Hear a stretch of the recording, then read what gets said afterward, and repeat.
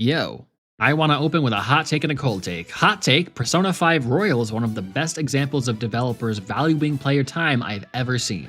Yes, I know, it's a very long game, with Royal playthroughs on average taking somewhere between 100 and 150 hours per.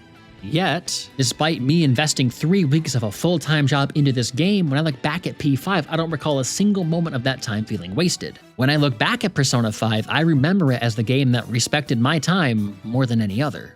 Cold take, today's gaming market is crammed full of intentionally designed time bloat. I mean, just look at mobile games, battle passes, or limited time events, but that's a topic that's already been done to death. What I want to discuss is what it looks like when it's done right. And given my claim that Persona is a shining example, I'd like to look back at how the game goes out of its way to respect all of its players.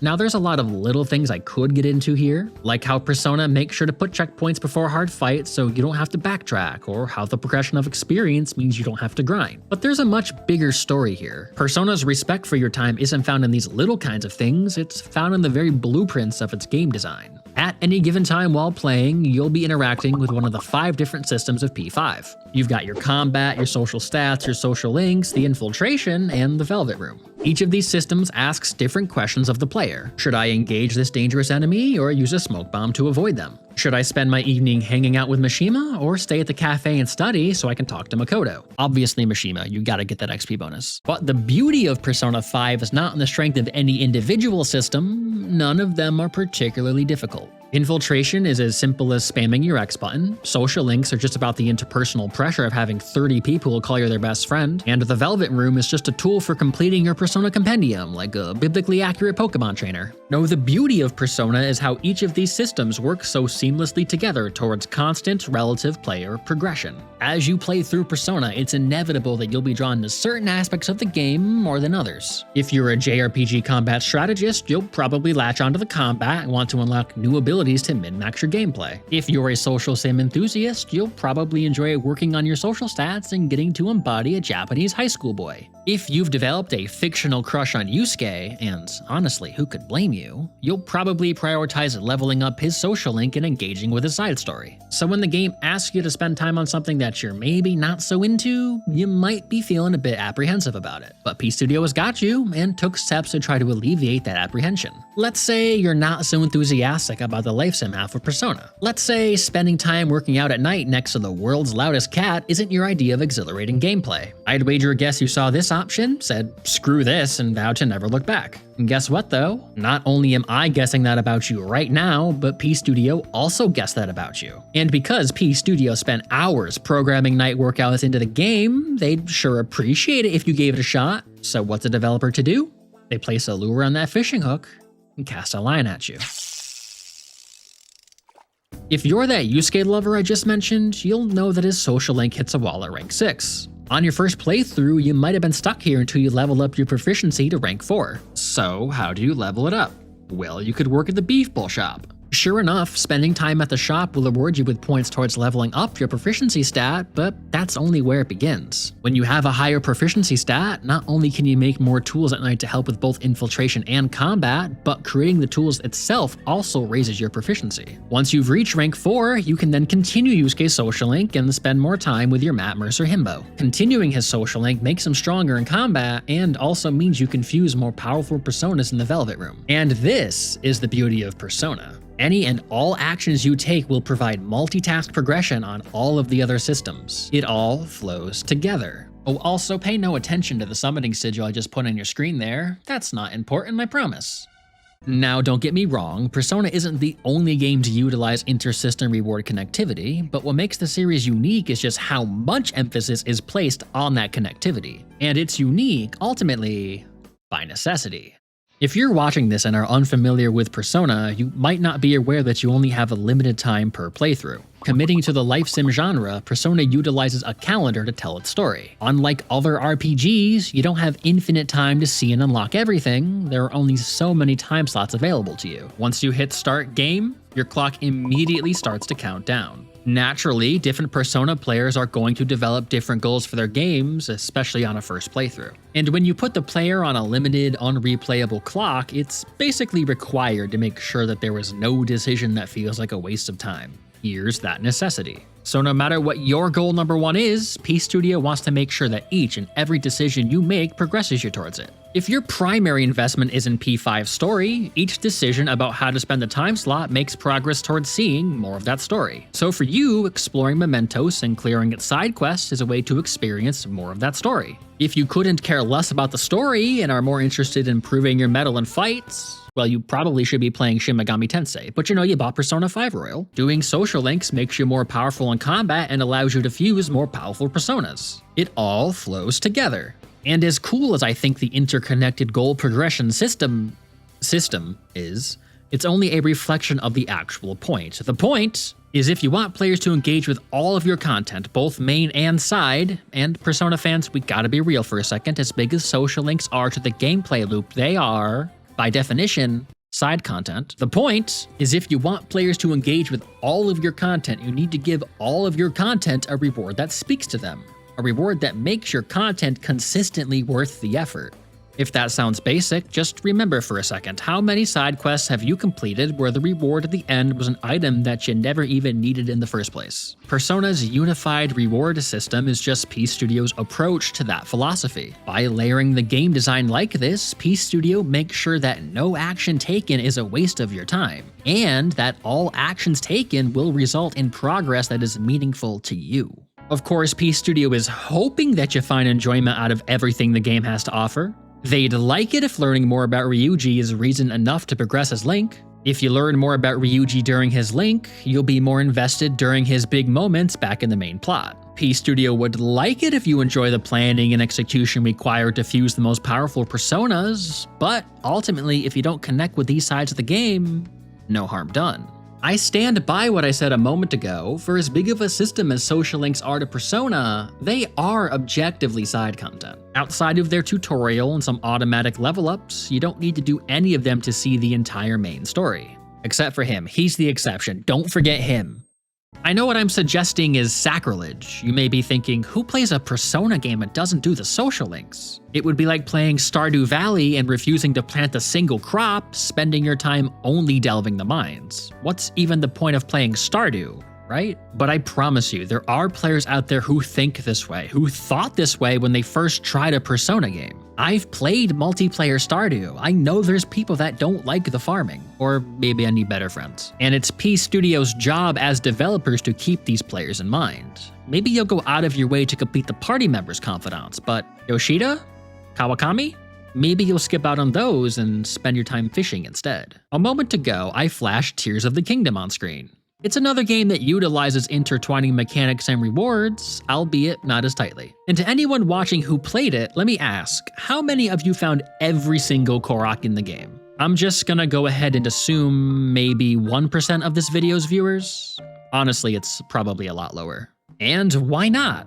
I'm willing to bet it's because the reward you got wasn't really worth your effort. An expanded item inventory is certainly useful, but eventually, do you really need a 10th shield slot? And that's okay, because the Koroks are not required, there's nothing hidden behind them. Imagine if, before you went to fight Ganon, Pura stopped you and said, "Before you can get into the castle depths, you must go gather 100 Korok seeds to open this very special door." Yes, this is my Pura impression, it's fantastic, I know, thank you so much for thinking that. If I was forced to scout out 100 Koroks and hear their yahahas every time, I might have started committing Hyrule eco-terrorism. Huh. Guess that's a common sentiment. But more importantly than eco-terrorism, it would be a show that Nintendo was not respecting our times as players. What Peace Studio is up to here is simply playing a bait-and-catch game with us. One bait is the character stories that you grow attached to. One is the cool-looking deity Digimon you can fuse in the Velvet Room. One is providing the player with very clear challenges to their combat strength. You get the idea. The developers are hoping that you like the taste of whatever worm you found and don't mind trying any of the other. Blech. Ideally, you'll become a fish that has 5 hooks in its mouth? I might be losing the metaphor. At the end of the day, it's nice that the system rewards are set up like this, but equally important, it is essential that the non-essentials are not essential. Are there rewards for leveling your social stats? Of course, but there's no minimum level required to beat the game, so you can skip them if you please. Speaking of rewards, so far it's been a lot of talk about P Studio's efforts to avoid wasting your time, but what about the other side of that coin? True to its dual genre design, Persona utilizes both story and player power to persuade players to keep going. I know, no duh, but stay with me. Let's start with story rewards. If there are any Persona fans watching that I maybe ticked off with that side content comment, I want to clarify real quick, I don't actually hold that viewpoint. At the end of the day, Persona is first and foremost a story-focused game, so for most of us, the reward for doing your social links is seeing more of that story. The reward for leveling social stats is unlocking more of that story, the reward for traversing palaces is moving that story forward. Again, you get the idea. The reason that the story itself feels like a reward is, well, simply that it's well written. Now, Persona 5's narrative is not one that I would describe as complex. Honestly, P5's story has more in common with your classic shonen anime than anything else, really. Friendship is what gives me power! It's what fires me up! Not that there's anything wrong with that, but perhaps it's worth iterating. Stories do not have to be complex to feel rewarding. And people generally don't mind the "I fight for my friends" trope, so long as you do it well. Here's some quick proof of that. I won't go on a long tangent about why the story is so good for spoiler reasons, but here's some quick highlights. P5's story is very easy to connect to. Its story is filled with proficient three-dimensional character writing, with only rare moments of anyone acting out of character. Yes, it's the one you're thinking of. Main characters continue to grow and develop post-introductory arcs, a personal pet peeve of mine, and continue to have substantial impacts on the plot, thereby rewarding your emotional investments. There's a lot of thematic depth, nothing feels forgotten about, and impressively despite its length, good story pacing. Mostly. Actually, you know what? We are tangenting longer. For those of you who already finished the game, most likely there was some aspect of the narrative that drew you in, thereby making the long journey feel worth it. Maybe the Phantom Thieves' idea of justice matches your own philosophy, so you enjoy seeing them have an impact on the world around them. Maybe there was a character or two you felt a kinship with and wanted to see overcome a difficult past that you can relate to.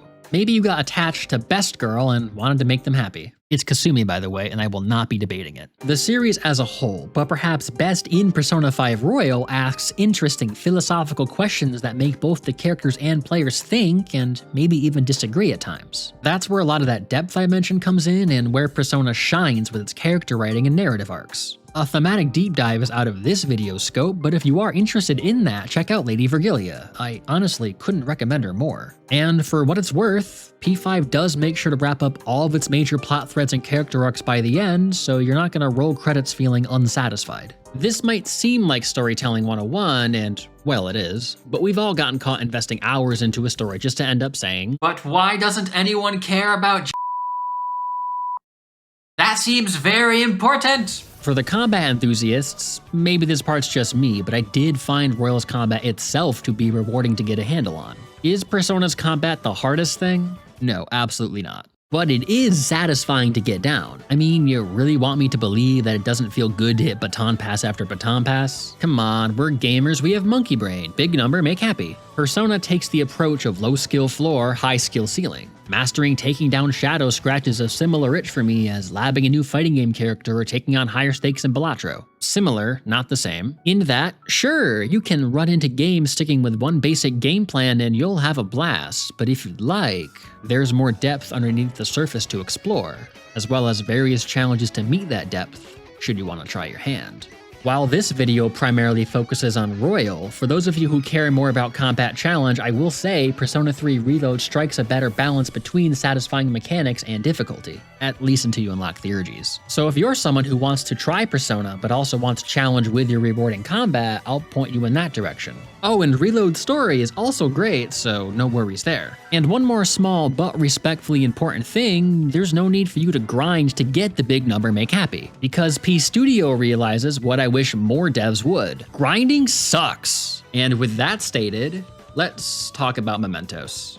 Look, there's no way around it. Mementos is a grind. If there ever was a moment you felt your time wasn't valued, it's gonna be here. If you got through my intro and somehow this far as a doubter, it's probably because of this. Mementos doesn't have the benefit of palaces, where there's always something new and interesting around the corner, but Peace Studio makes up for that and keeps things flowing smoothly with some key design choices. As you get better with the combat, you will fly through all of the medial encounters that are probably below your experience level post-palace. Outside of mini and proper boss battles, combat is designed to go fast, so put your time in and you'll be rewarded with time saved. Work smarter, not harder, and all that. Additionally, the constant persona switching you'll be doing keeps things fresh. As you upgrade your gacha game gods, you unlock new approaches to combat, which goes a long way towards breaking up any feelings of monotony. This loop sets Persona apart from other, more contemporary RPGs like Pokemon, for example, where it's the same battle over and over and over until you can finally go take down the gym leader. Shout out to ROM hackers who put in infinite rare candies, y'all are the real ones. If that's not enough for you, pay enough attention to your friends and you'll unlock a massive time save and full-on combat skips.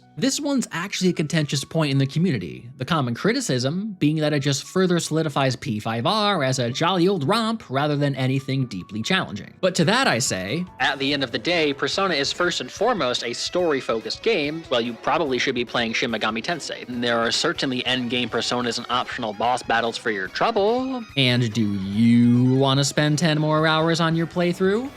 I don't. At least, not like this. And evidently, Peace Studio seems to agree with me on this one. So yes, it is a grind, but a much more tolerable one than average. And because main story enemies cap out far lower than max level, there's never a need to go above and beyond. I mean, you can, and there are certainly endgame Personas and optional boss battles for your trouble, but you don't have to. Again, cool that they're there, but essential that they're not essential. So this is my first crack at the video essay thing, and I haven't quite mastered outro segues yet, so I'm sure this'll do. If you made it to the end, thank you for watching. I do genuinely appreciate the time. This is a new venture for me, and I plan to continue making videos like this, yapping about my nerdy interests. I'll probably put some cute tagline like that in my bios. If you'd like, leave your experiences with Persona 5 Royal down in the comments. I'd love to know if you found the game to be as rewarding as I did, or maybe even if I changed your opinion on this honestly sort of medium hot take, but the video needs a hook. You can also talk about who you think is best girl. Again, I won't be debating it, but you're welcome to do it anyways. Thanks again for watching, and simply just have a good one.